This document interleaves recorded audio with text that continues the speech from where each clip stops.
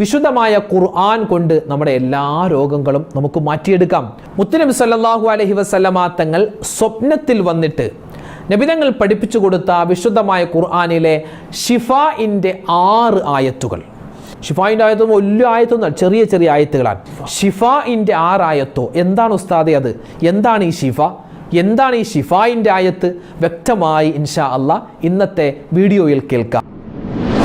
അസ്സലാമു അലൈക്കും വറഹ്മത്തുള്ളാഹി. ബിസ്മില്ലാഹി വൽഹംദുലില്ലാഹി വസ്സലാത്തു വസ്സലാമു അലാ റസൂലില്ലാഹ്. വിശുദ്ധമായ ഖുർആൻ അതൊരു അത്ഭുതമാണ്. അല്ലാഹു തആല പറയുന്നു, വനുനസ്സിലു മിനൽ ഖുർആനി മാ ഹുവ ശിഫാഉൻ വറഹ്മത്തുൻ ലിൽ മുഅ്മിനീൻ. ഖുർആൻ എന്ന് പറഞ്ഞാൽ അതെന്താണ്? സത്യവിശ്വാസികൾക്ക് രോഗശമനമാണ്. സത്യവിശ്വാസികൾക്ക് അത് ഒരു റഹ്മത്താണ്, കാരുണ്യമാണ്. നമുക്ക് എന്ത് പ്രയാസങ്ങളും രോഗങ്ങളും ഒക്കെ ഉണ്ടോ, ഖുർആനിക ചികിത്സ കൊണ്ട്, ഖുർആൻ ഓതിക്കൊണ്ട് നമ്മുടെ രോഗങ്ങൾ മാറ്റാൻ പറ്റും. അത് ഓതേണ്ട രൂപത്തിൽ. ഇവിടെ ചില മഹത്തുക്കൾ നമുക്ക് പഠിപ്പിച്ചു. അതായത് മഹാനായ ഖുശൈരി റഹ്മത്തുള്ളാഹി അലൈഹി മഹാനവറുകളെ കുറിച്ച് പറയുന്നു, ബഹുമാനപ്പെട്ടവരുടെ മകന് ശക്തമായ രോഗം വന്നു, ശക്തമായ ചില പ്രശ്നങ്ങൾ വന്നു, പ്രയാസങ്ങൾ വന്നു, രോഗം വന്നു, മരണത്തോടടുക്കാറായി എന്നാണ്. മരണത്തോടടുക്കാറായി, അത്രമാത്രം പ്രശ്നങ്ങൾ വന്നു. ആ സമയത്ത് മഹാനവറുകൾ അള്ളാഹുവിൻ്റെ ഹബീബ് സ്വല്ലല്ലാഹു അലൈഹി വസല്ലമ തങ്ങളുടെ സ്വപ്നം കണ്ടു എന്നാണ്. അതായത് ചിലപ്പോൾ ഒരുപാട് സ്വലാത്തുകൾ ചൊല്ലി മഹാനവറുകൾ കിടന്നിട്ടുണ്ടാവും. അവരൊക്കെ വലിയ മഹാന്മാരല്ലേ, അല്ലെ? നബിതങ്ങളെ സ്വപ്നത്തിൽ കാണണമെന്ന് മനസ്സിൽ കരുതിയിട്ട് ഒരുപാട് സ്വലാത്തുകൾ ചൊല്ലി അവരങ്ങനെ കിടക്കും. അങ്ങനെ കിടക്കുന്ന സമയത്ത് അള്ളാഹുവിൻ്റെ റസൂലിനെ സ്വപ്നത്തിൽ കണ്ടു. അള്ളാഹു ഞങ്ങൾക്ക് ആ തൗഫീക്ക് തരണേ റഹ്മാനെ. അങ്ങനെ നബിതങ്ങൾ സല്ലല്ലാഹു അലൈഹി വസല്ലമ തങ്ങളുടെ സ്വപ്നത്തിൽ വന്നപ്പോൾ തൻ്റെ മകൻ്റെ രോഗത്തിൻ്റെ കാര്യം ആ മഹാനവറുകൾ മുത്തായ ഹബീബിനോട് പറഞ്ഞു എന്നാണ്. ആ സമയത്ത് അള്ളാഹുവിൻ്റെ ഹബീബ് സല്ലല്ലാഹു അലൈഹി വസല്ലമ തങ്ങൾ 6 ആയത്തുകൾ, വിശുദ്ധമായ ഖുർആനിലെ പല സൂറത്തുകളിൽ നിന്നുള്ള ഷിഫാഇൻ്റെ 6 ആയത്തുകൾ. ഷിഫ എന്ന് പറഞ്ഞാൽ രോഗശമനത്തിന് നമുക്ക് ഓതാൻ പറ്റിയ, ഇത് ഓതിയാൽ രോഗശമനം ഉണ്ടാകുമെന്ന് മുത്തായ ഹബീബ് തന്നെ നമുക്ക് പഠിപ്പിച്ച 6 ആയത്തുകൾ. ഈ 6 ആയത്തുകൾ ഒരു പാത്രത്തിൽ എഴുതുകയും അതിനെ വെള്ളം കൊണ്ട് മായ്ക്കുകയും ആ വെള്ളം കുട്ടിയെ കുടിപ്പിക്കുകയും ചെയ്തു. ആര്? മഹാനായ അബുൽ ഖാസിമിൽ ഖുശൈരി റഹ്മത്തുള്ളാഹി. 6 ആയത്തുകൾ മുത്ത് റസൂൽ പഠിപ്പിച്ചു കൊടുത്തു. ആ 6 ആയത്തുകളും മഹാനവറുകൾ എന്ത് ചെയ്തു? ഒരു പാത്രത്തിൽ അത് എഴുതുകയും അതിനെ വെള്ളം കൊണ്ട് മായ്ക്കുകയും ആ വെള്ളം കുട്ടിക്ക് കുടിക്കാൻ കൊടുക്കുകയും ചെയ്തപ്പോൾ രോഗങ്ങൾ മാറി, കുട്ടി നല്ല ആരോഗ്യവാനും ബുദ്ധിമാനുമായി മാറി എന്ന് നമുക്ക് കിതാബിൽ കാണാം. അപ്പോൾ ഇൻഷാ അല്ലാഹ് മുത്തായ റസൂല് തന്നെ നേരിട്ട് മഹാനവറുകൾക്ക് പഠിപ്പിച്ചു കൊടുത്ത വിശുദ്ധമായ ഖുർആനിലെ ഷിഫാഇൻ്റെ ആയത്ത്. ഷിഫാഇൻ്റെ ആയത്ത് വലിയ ആയത്തൊന്നും ചെറിയ ചെറിയ ആയത്തുകളാണ്. ഒന്നാമത്തെ ആയത്ത് കേട്ടോ, നിങ്ങൾക്ക് സ്ക്രീനിൽ കാണാം. വിശുദ്ധമായ സൂറത്തു തൗബയുടെ 14-ാമത്തെ ആയത്താണ്. വയശ്ഫി സുദൂറ ഖൗമിൻ മുഅ്മിനീൻ. വല്ലാത്തൊരു ആയത്താണ് അല്ലേ? ഈ ഒരു ആയത്ത് ഷിഫാഇൻ്റെ ആയത്താണ്. രണ്ടാമതായി മുത്ത് റസൂൽ സല്ലല്ലാഹു അലൈഹി വസല്ലമ തങ്ങൾ പഠിപ്പിച്ചു കൊടുക്കുന്നു സൂറത്തു ശുഅറാഇന്റെ 80-ാമത്തെ ആയത്ത്, വഇദാ മരിൽതു ഫഹുവ യശ്ഫീൻ. മഹാനായ അബുൽ ഖാസിമിൽ ഖുശൈരി റഹ്മത്തുള്ളാഹി അലൈഹി മഹാനവറുകൾ തൻ്റെ മകനിക്ക് എഴുതി വെള്ളം കൊണ്ട് മായ്ച്ചു കുടിപ്പിച്ച 2-ാമത്തെ ആയത്താണ് നമ്മൾ പറഞ്ഞത്, വഇദാ മരിൽതു ഫഹുവ യശ്ഫീൻ എന്ന ആയത്ത്.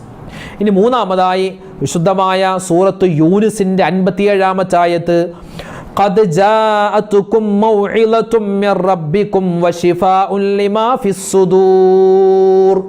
ഈ ആയത്ത് അത് പ്രധാനപ്പെട്ട ആയത്താണ്. വിശുദ്ധമായ ഖുർആൻ സൂറത്ത് യൂനുസിന്റെ 57-ാമത്തെ ആയത്താണ്. 4-ാമതായി മുത്തായ ഹബീബ് സല്ലല്ലാഹു അലൈഹി വസല്ലമ തങ്ങൾ പറഞ്ഞു കൊടുത്ത ആയത്ത് സൂറത്തു നഹ്ലിന്റെ 69-ാമത്തെ ആയത്താണ്. ഏതാണത്? യഖ്റുജു മിൻ ബുതൂനിഹാ ശറാബുൻ മുഖ്തലിഫുൻ അൽവാനുഹു ഫീഹി ശിഫാഉൻ ലിന്നാസ്. തേനീച്ച അതിൻ്റെ വായിൽ നിന്നും വരുത്തുന്ന തേനിനെ പറ്റിയുള്ള ആയത്താണ്. ഷിഫാ കിട്ടും അല്ലേ? അതുമായി ബന്ധപ്പെട്ട് പറയുന്ന ആയത്താണ് ഈ ആയത്തും. അത് ഷിഫാഇൻ്റെ ആയത്താണ്. സൂറത്ത് നഹ്ൽ 69. ഇനിയോ 5-ാമതായി സൂറത്ത് ഇസ്രാഇന്റെ 82-ാമത്തെ ആയത്ത്, വനുനസ്സിലു മിനൽ ഖുർആനി മാ ഹുവ ശിഫാഉ വറഹ്മത്തുൽ ലിൽ മുഅ്മിനീൻ. ഈ ആയത്തും ഓതി നമ്മൾ എന്താണ് വെള്ളത്തിൽ മന്ത്രിച്ച് കുടിക്കുക, അല്ലെങ്കിൽ നമ്മൾ ഓതുക. അത് ഓതുമ്പോൾ തന്നെ വലിയൊരു റാഹത്താണ്. പിന്നെ ആറാമത്തേത് സൂറത്തു ഫുസ്സിലത്തിന്റെ 44-ാമത്തെ ആയത്ത് ഖുൽ ഹുവല്ലദീന ആമനു ഹുദൻ വശിഫാ. അപ്പോൾ സൂറത്തുൽ ഫുസ്സിലത്തിന്റെ 44-ാമത്തെ ആയത്ത്. അപ്പോൾ മൊത്തം 6 ആയത്തുകൾ. ഈ 6 ആയത്തുകൾ ഈ മഹാനായ കുശൈരി തങ്ങൾ ചെയ്തത് ഒരു പാത്രത്തിലേക്ക് ഈ 6 ആയത്തുകൾ എഴുതി. ആയത്തുകൾ എഴുതുക എന്ന് പറഞ്ഞാൽ പ്രത്യേകം മഷിയുണ്ട്, ഈ ഇത് വെച്ച് എഴുതുന്ന മഷിയുണ്ട്. ആ മഷി വെച്ച് എഴുതിയാൽ അതാണ് അതിൻ്റെ മര്യാദ, അങ്ങനെയാണ് മഷി വെച്ച് എഴുതുക എന്നതാണ്. പിന്നെ എഴുതുന്ന സമയത്ത് ഖിബലയിലേക്ക് മുന്നിട്ടിരിക്കുക, വുളുവോടുകൂടി എഴുതുക. അതുപോലെ തന്നെ എന്താണ് ഓരോ അക്ഷരങ്ങളും വിട്ട് എഴുതുക, ഹറക്കത്തിടാതെ എഴുതുക. നമ്മൾ മുഹറം മാസത്തിൽ ബിസ്മില്ലാഹിർ റഹ്മാൻ റഹീം എന്ന് എഴുതിയില്ലേ 113 പ്രാവശ്യം, അത് എഴുതിയ രൂപത്തിൽ ഹറക്കത്തൊന്നും ഇടാതെ ഓരോ അക്ഷരം വേർതിരിച്ച് എഴുതുക. അങ്ങനെയൊക്കെ ഈ 6 ആയത്ത് മഹാനവകൾ തൻ്റെ മകനിക്ക് വേണ്ടി പാത്രത്തിൽ എഴുതി അത് വെള്ളം കൊണ്ട് മായ്ച്ചു കുടിപ്പിച്ചു എന്നാണ്. ഇനി അതുപോലെ അങ്ങനെ എഴുതലാണ് വേണ്ടത്. എഴുതാൻ പറ്റാത്തൊരു സാഹചര്യമാണെങ്കിൽ ഈ 6 ആയത്തുകൾ നമ്മൾ ഒരുപാട് വട്ടം ആവർത്തിച്ച് ഓതുകയും എന്നിട്ടൊരു വെള്ളത്തിലേക്ക് മന്ത്രിച്ച് നമ്മൾ കുടിക്കുകയും ചെയ്താൽ അതിൻ്റെ ഒരു പുണ്യം കിട്ടും. ഇത് ചെയ്യേണ്ടത് എന്താണ്? ഒരു പാത്രത്തിൽ എഴുതി കുടിക്കലാണ്. അള്ളാഹു തൗഫീക്ക് തരുമാറാവട്ടെ.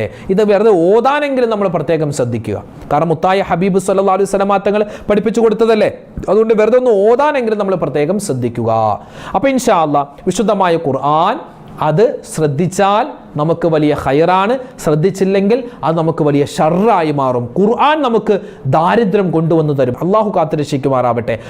ഈ വീട്ടിൽ മാറാല കെട്ടിക്കിടന്നാൽ അത് നീക്കം ചെയ്തില്ലെങ്കിൽ ദാരിദ്ര്യം വരുമെന്ന് മുത്തുനബി മുഹമ്മദ് മുസ്തഫ സല്ലല്ലാഹു അലൈഹി വസല്ലം.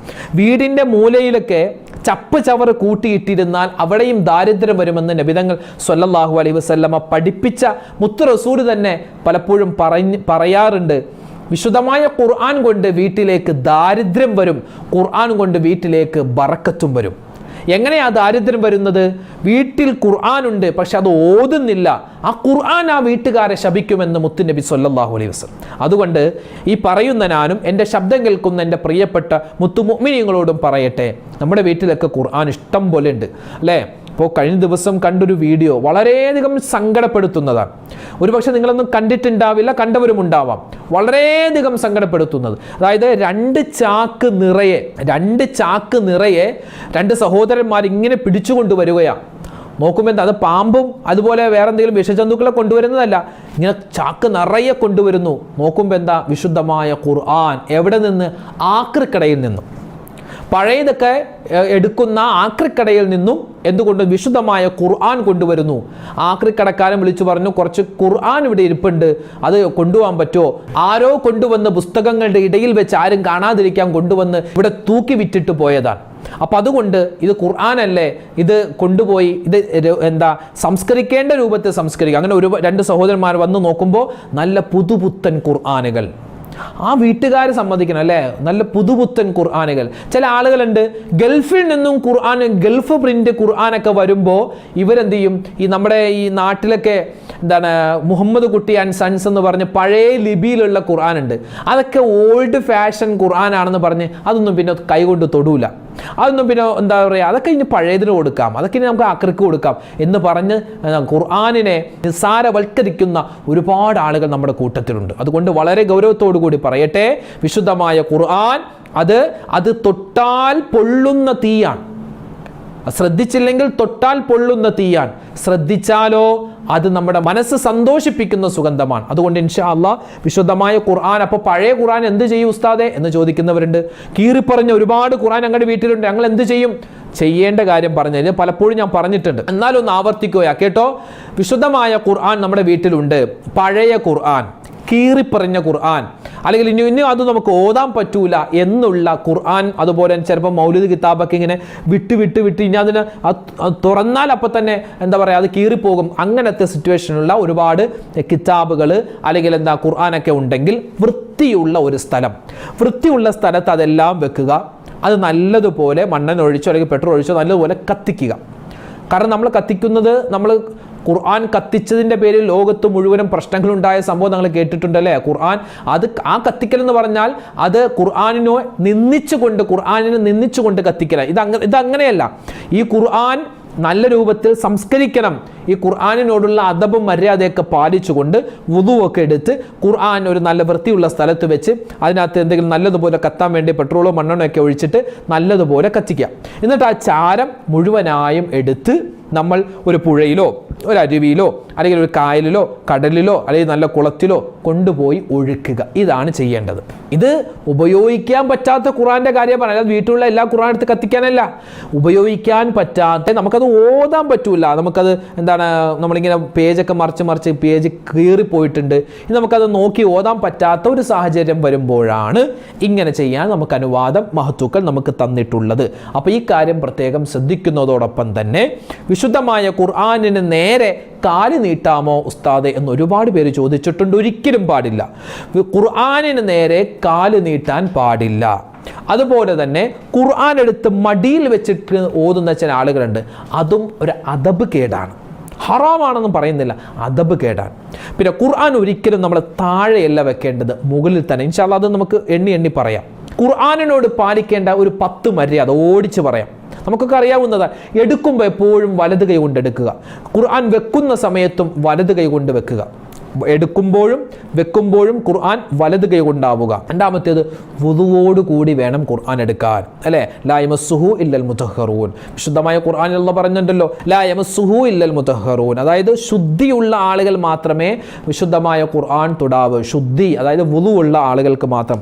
ഇനി ചെറിയ കുട്ടികൾ അവർക്ക് പഠിക്കാൻ വേണ്ടി നമുക്ക് ഖുർആൻ അവർക്ക് പഠന ആവശ്യങ്ങൾക്ക് വേണ്ടി അവർക്ക് എന്ത് ചെയ്യാം? വുദു ഇല്ലാതെ അങ്ങോട്ടും ഇങ്ങോട്ടൊക്കെ എടുക്കാനും അതുപോലെ ഓതാനൊക്കെ പറ്റും. അതല്ലാതെ മുതിർന്നവർക്കൊക്കെ വുദു വേണ്ടതാണ്. മൂന്നാമത്തേത്, എപ്പോഴും ഉയർന്ന സ്ഥലത്തായിരിക്കണം ഖുർആൻ വെക്കേണ്ടത്. എപ്പോഴും താഴെ നമ്മൾ സാധാ പത്രം വെക്കുന്നത് പോലെ, അല്ലെങ്കിൽ എന്താണ് ചില മാഗസിനുകളിൽ നമ്മൾ വെക്കുന്നത് പോലെയൊന്നും അങ്ങനെ അശ്രദ്ധമായി വെക്കാനുള്ള, എപ്പോഴും ഒരു തട്ടിൻ്റെ മുകളിലായിരിക്കണം, ഉയർന്ന സ്ഥലത്തായിരിക്കണം വെക്കേണ്ടത്. അതോടൊപ്പം തന്നെ ഖുർആനിൻ്റെ മുകളിൽ ഖുർആൻ അല്ലാതെ വേറെ ഒരൊറ്റ വസ്തു വെക്കാൻ പാടില്ല. ഖുർആന്റെ മുമ്പിൽ മൗലിദ് കിതാബും വെക്കരുത്, പത്രം വെക്കരുത്, പേന വെക്കരുത്, ഫോൺ വെക്കരുത്. ചിലപ്പോൾ തെസ്ബിമാലയല്ലേ, പറ്റൂല. എന്താ പറ്റൂല, തെസ്ബിമാലയും വെക്കണ്ട, ഒന്നും കൗണ്ടറും വെക്കണ്ട. ഖുർആനിൻ്റെ മുകളിൽ എന്തെങ്കിലും വെക്കാൻ പറ്റുമെങ്കിൽ അത് വേറെ ഖുർആനാണ്, മറ്റൊരു ഖുർആൻ. അതല്ലാതെ വേറെ ഒരൊറ്റ വസ്തു വെക്കാൻ പാടില്ല. അത് അതിനോട് കാണിക്കുന്ന മര്യാദയാണ്, അദബാണ്. പിന്നെ ഖുർആൻ വെക്കുമ്പോൾ തന്നെ നമ്മൾ സൂറത്തുൽ ഫാത്തിഹ മുകളിൽ വരുന്ന രൂപത്തിൽ വേണം വെക്കാൻ. നമുക്കങ്ങനെ അറിയാലോ, അത് മറിച്ച് വെക്കരുത്. ഖുർആൻ എപ്പോഴും സൂറത്തുൽ ഫാത്തിഹ തുറക്കുമ്പോൾ തന്നെ സൂറത്തുൽ ഫാത്തിഹ കാണുന്ന രൂപത്തിലായിരിക്കണം ഖുർആൻ വെക്കേണ്ടത്. പിന്നെ അതുപോലെ തന്നെ ശ്രദ്ധിക്കേണ്ട അഞ്ചാമത്തെ ഒരു കാര്യമാണ്, നാലാമത്തെ കാര്യം, ഖുർആനിന് മുമ്പിൽ ഉണ്ട് എങ്കിൽ കാലങ്ങോട്ട് നീട്ടരുത്. അത് ഖുർആനോട് കാണിക്കുന്ന അപമര്യാദയാണ്. കിബിലയിലേക്ക് കാല് നീട്ടാമോ? കിബിലയിലേക്ക് കാല് നീട്ടുന്നുണ്ട്, കുഴപ്പമൊന്നുമില്ല. കിബിലയിലേക്ക് കാല് നീട്ടി വെക്കുക, അങ്ങനെ കിടക്കുക, അതിന് കുഴപ്പമൊന്നുമില്ല. പക്ഷെ ഖുർആൻ അവിടെ ഉണ്ടാവാൻ പാടില്ല. ഖുർആനിൻ്റെ നേരെ കാല് നീട്ടാൻ പാടില്ല. അഞ്ചാമത്തേത്, അരക്ക് താഴേക്ക് ഖുർആൻ ചില ആളുകൾ ഖുർആൻ ഇങ്ങനെ രജിസ്റ്റർ ബുക്ക് പിടിക്കുന്നത് പോലെ ഇങ്ങനെ പിടിച്ച് തൂക്കി കൊണ്ടുപോകുന്നത് കാണാം. ഖുർആൻ ഷെൽഫിൽ നിന്ന് ഇടത് കൈ കൊണ്ട് എടുക്കും, എന്നിട്ടോ അതിങ്ങനെ തൂക്കി പിടിച്ചുകൊണ്ട് താഴെ ഇങ്ങനെ പോകും. രജിസ്റ്റർ ബുക്ക്, നമ്മൾ ഹാജർ ബുക്കൊക്കെ കൊണ്ടുപോകുന്നത് പോലെ. അങ്ങനെ ഒരിക്കലും ചെയ്യാൻ പാടില്ല. താഴേക്ക് വെക്കാൻ പാടില്ല, തൂക്കിക്കൊണ്ട് നടക്കാൻ പാടില്ല. എപ്പോഴും ഹൃദയത്തോട് ചേർത്ത് പിടിക്കും, ഇങ്ങനെ പിടിക്കണം, അല്ലെങ്കിൽ ഉയർത്തി പിടിക്കണം, നെഞ്ചിൻ്റെ ഭാഗത്ത് വരണം. ഇങ്ങനെ താത്തിങ്ങനെ കൈ ഇങ്ങനെ പിടിച്ച് അങ്ങനെ കാണിക്കരുത്. അതുപോലെ ആറാമതായി ശ്രദ്ധിക്കേണ്ടത്, ഖുർആൻ മറിക്കുമ്പോൾ ഈ തുപ്പുനീര് തൊട്ടിട്ട് മറിക്കുന്ന പരിപാടി അത് വേണ്ട. ഒരിക്കലും നമ്മുടെ ഉമിനീര് ഖുർആനിലെ, നമ്മൾ ചിലപ്പോൾ ഓതുന്ന സമയത്തൊന്ന് ചിലപ്പോൾ 1-2 ഈ തുപ്പിലൊക്കെ തെറിക്കും, അത് അഫു ചെയ്യപ്പെടും, മാപ്പ് ചെയ്യപ്പെടും. അതല്ലാതെ ഉമിനീരെടുത്ത് നമ്മൾ ഈ പേജ് മറിക്കാൻ നിൽക്കരുത്. ഖുർആനാണ്. അപ്പോൾ എങ്ങനെ മറിക്കും? നമ്മൾ ഈ മുകളിൽ നിന്നിങ്ങനെ ഖുർആൻ്റെ പേജ് ഉണ്ട്, മുകളിൽ നിന്നിങ്ങനെ നമുക്ക് എടുക്കാൻ പറ്റും. ഇങ്ങനെ ഒരു തോണ്ടിയാൽ അതിങ്ങനെ ഓരോ പേജ് ഇങ്ങനെ വരും, അങ്ങനെ നമുക്ക് മറിക്കാം. അല്ലെങ്കിൽ നമുക്കിങ്ങനെ ഒരു പേജ് എടുത്തിട്ട് ഇങ്ങനെ ഒന്ന് തിരുമിയാൽ ഓരോ പേജായിട്ട് മറിഞ്ഞു വരും. അതല്ലാതെ തുപ്പുനീര് വെച്ചിട്ട് എടുക്കാൻ പാടില്ല. പിന്നെ മറ്റൊരു കാര്യം, നമ്മൾ നേരത്തെ പറഞ്ഞതുപോലെ ഖുർആനിൻ്റെ ഇടയിൽ പേന, ഫോണ്, ന്യൂസ് പേപ്പറിൻ്റെ കഷ്ണം, തെസ്ബി ഒന്നും വെക്കരുത്. ഖുർആനിൻ്റെ ഇടയിൽ വെക്കാൻ ഉണ്ടെങ്കിൽ അത് ഒരു നൂലുണ്ടല്ലോ, നൂലുണ്ടാകും, ഒരു മഞ്ഞ പച്ചയൊക്കെ നൂല്, ആ നൂല് മാത്രം അടയാളത്തിന് വെക്കാം. അതല്ലാതെ ഖുർആൻ്റെ പേജ് പോലും ഈ മടക്കി വെക്കാൻ പാടില്ല. ഇതൊക്കെ തനിച്ച ഹറാമാണ് എന്നൊന്നുമല്ല പറഞ്ഞതിൻ്റെ അർത്ഥം. പക്ഷെ സൂക്ഷിക്കൽ നമുക്ക് നിർബന്ധമാണ്, അങ്ങനെ തന്നെ പറയണം. സൂക്ഷിക്കൽ നിർബന്ധമാണ്. കാരണം ഖുർആനോട് ഇതുപോലുള്ള അപമര്യാദയായ കാര്യങ്ങൾ ചെയ്താൽ നമ്മുടെ ഈമാൻ തന്നെ നഷ്ടപ്പെടാൻ കാരണമാണ്. ഏഴാമത്തേത്, ഖുർആൻ തുറന്നിട്ട് സംസാരിക്കരുത്. ഖുർആൻ തുറന്ന് ഓതിക്കൊണ്ടിരിക്കുമ്പോൾ എന്താണ്, വളുരുബ് ലഹും അല്ലേ, യാസീനൊക്കെ ഓതിക്കൊണ്ട് വദ്രിബ് ലഹും മസലൻ അസ്ഹാബൽ, അപ്പോൾ ഞാൻ ഒരാൾ എന്താണ് വിശേഷം, ഖുർആൻ ഇങ്ങനെ തുറന്നു വെച്ചിരിക്കുകയാ. അങ്ങനെയല്ല, ആരെങ്കിലുമൊക്കെ വരുമോ എന്തെങ്കിലും സംസാരിക്കാനുണ്ടെങ്കിൽ ഖുർആൻ മടക്കി വെക്കുക, മടക്കി വെച്ചിട്ട് വേണം സംസാരിക്കാൻ. അങ്ങനെ സംസാരിച്ച് അയാൾ പോയി കഴിഞ്ഞ് പിന്നെ ഖുർആൻ തുറന്നിട്ട് അഊദും ബിസ്മിയും ഓതിയിട്ട് വേണം പിന്നെ ബാക്കി നമ്മൾ ഓതാൻ. ഇനി എട്ടാമത്തേത്, വെറുതെ നോക്കിയിരിക്കുക, ഖുർആനിലേക്ക് വെറുതെ നോക്കിയിരിക്കുക. അതുപോലെ തന്നെ കഅബയിലേക്ക് വെറുതെ നോക്കിയിരിക്കുക, മാതാപിതാക്കളുടെ മുഖത്തേക്ക് നോക്കിയിരിക്കുക, ഖുർആനിലേക്ക് നോക്കിയിരിക്കുക. പ്രത്യേകം നല്ലതാണ്, ഒരുപാട് നന്മകൾ നമുക്ക് കിട്ടുന്നതാണ്. ഒമ്പതാമത്തേത്, ഖുർആൻ എപ്പോഴും ഒരു സുരക്ഷിതമായ സ്ഥലത്ത് വേണം വെക്കാൻ. അടുക്കളയിൽ ഖുർആൻ കൊണ്ടുപോയി വെക്കരുത്. അതുപോലെ ഫ്രിഡ്ജിൻ്റെ മുകളിലൊക്കെ കൊണ്ടുപോയി ഖുർആൻ വെക്കും. സുരക്ഷിതമായ സ്ഥലമാണെങ്കിൽ വെക്കാം, പക്ഷേ കുട്ടികളൊക്കെ എടുക്കാതിരിക്കാനാണെങ്കിൽ നമുക്ക് വെക്കാം. പക്ഷെ നനയാൻ സാധ്യതയുള്ള, കത്തിപ്പോവാൻ സാധ്യതയുള്ള, ചിതലരിക്കാൻ സാധ്യതയുള്ള സ്ഥലത്തൊന്നും കൊണ്ടുപോയി ഖുർആൻ വെക്കരുത്. 10, കേടുവന്നാൽ പരമാവധി ശരിയാക്കുക. ഖുർആൻ ഒരു ഭാഗം കീറിപ്പോയി, നമ്മൾ ഈ സെല്ലോ ടോപ്പൊക്കെ വെച്ചൊന്ന് ഒട്ടിക്കുക. ഒരു പേജ് കീറിയെന്ന് പറഞ്ഞാൽ ഖുർആൻ എടുത്ത് മാറ്റേണ്ട കാര്യമില്ല. ഒരു എവിടെയെങ്കിലും വിട്ടുപോയി, പേജ് വിട്ടുപോയി, ഒട്ടിക്കാൻ പറ്റുമെങ്കിൽ ഒട്ടിക്കുക. ഖുർആനിനെ ഒന്ന് പരിപാലിക്കുക, അതിന് വലിയൊരു പുണ്യമാണ്. പിന്നെ ഇനി നമുക്ക് ഒരിക്കലും ഓതാൻ പറ്റാത്തൊരു സാഹചര്യത്തിലേക്ക് ഖുർആൻ ഇങ്ങനെ മാറിയെങ്കിൽ, കുതിർന്നു പോയി, കത്തിപ്പോയി എങ്കിൽ, നമ്മൾ നേരത്തെ പറഞ്ഞതുപോലെ അത് വൃത്തിയുള്ള സ്ഥലത്ത് അതൊന്ന് കത്തിച്ച് അതിൻ്റെ ചാരം ശുദ്ധിയുള്ള വെള്ളത്തിൽ ഒഴുക്കലാണ് വേണ്ടത്. ഖുർആനോട് ചെയ്യേണ്ടതും ചെയ്യാൻ പാടില്ലാത്തതുമായ 10 കാര്യങ്ങൾ പറഞ്ഞു. അതോടൊപ്പം തന്നെ വിശുദ്ധമായ ഖുർആനിലെ 6 പ്രധാനപ്പെട്ട ചില ഷിഫാഇൻ്റെ ആയത്തുകൾ, ഏത് രോഗത്തിനും ഏത് പ്രയാസങ്ങളുണ്ടെങ്കിലും പ്രശ്നങ്ങളുണ്ടെങ്കിലും നമുക്ക് ഈ ആയത്തുകളൊക്കെ ഓതിയിട്ട് നമുക്കിങ്ങനെ മന്ത്രിച്ച് വെള്ളം കുടിക്കാം. അതുപോലെ തന്നെ ഇത് നമുക്ക് വെറുതെ ഓതാം. അതുപോലെ ഇത് എഴുതി നമുക്ക് അത് മായ്ച്ച് നമുക്ക് വെള്ളം കുടിക്കാം. അതൊക്കെ വലിയ മഹത്തുക്കളൊക്കെ ചെയ്ത് അവരുടെ ജീവിതത്തിൽ വലിയ മാറ്റമുണ്ടായ കാര്യങ്ങൾ നമുക്ക് ഓരോരുത്തരും അവരുടെ കിതാബുകളിൽ വെച്ച് എഴുതി നമുക്ക് പഠിപ്പിച്ചു തരുകയാണ്. അല്ലാഹു സുബ്ഹാനഹു വ തആല വിശുദ്ധമായ ഖുർആനിനോടുള്ള മര്യാദകളൊക്കെ പാലിക്കാൻ നമുക്ക് തൗഫീഖ് തരുമാറാവട്ടെ. എല്ലാവിധ ഖൈറും അല്ലാഹു നമുക്ക് ജീവിതത്തിൽ നൽകട്ടെ, എല്ലാവിധ സമാധാനവും നൽകട്ടെ. ആമീൻ യാ റബ്ബൽ ആലമീൻ. ഒരുപാട് പേര് നമ്മളോട് ദുആരക്കാൻ പറഞ്ഞിട്ടുണ്ട്.